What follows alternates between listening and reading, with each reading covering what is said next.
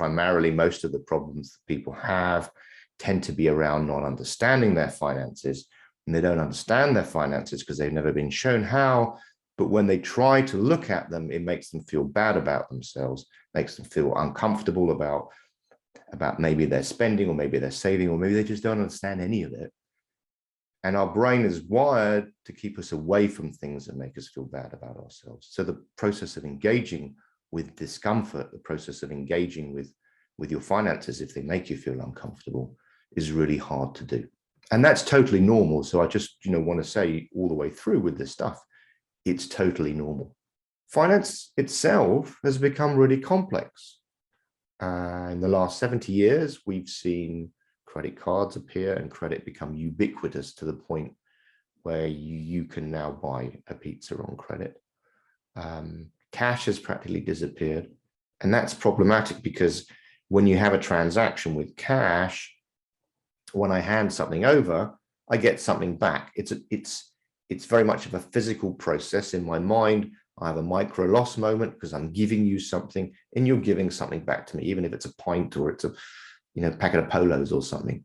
Whereas when I use a credit card, a debit card, or even a phone, or even online, there's no micro loss moment. There's no flinch moment with that.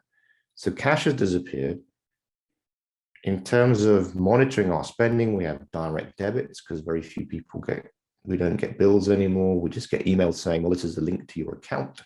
You can click on that if you want and see, how we've calculated your bill. So we've got debit cards, credit cards, store cards, Klarna, SIPs, and pensions, and ISAs and LISAs, and all this stuff has become really, really complex. And all this complexity makes us anxious. For human beings, the two biggest stressors are uncertainty and lack of control.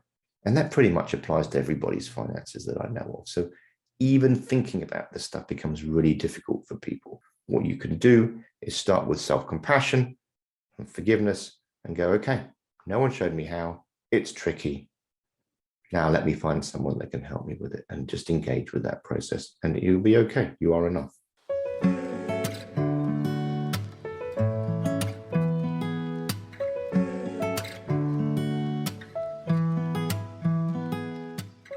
We spend because of emotions. Spending is an emotional decision. In fact, emotions drive all of our behaviors. So in some ways, what you want to try and do is approach it from the perspective of, how can I make good decisions? How do I make positive decisions? How do I do positive engagement? And one of the things around that is understanding the concept of halt, which is we make really bad decisions when we're hungry, angry or anxious, lonely and tired.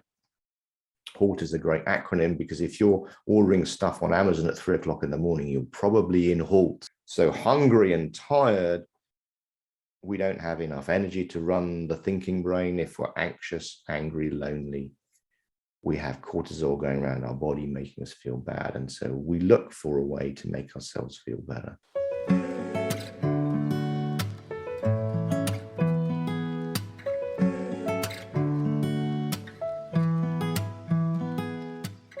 The basic thing is understand where your money goes.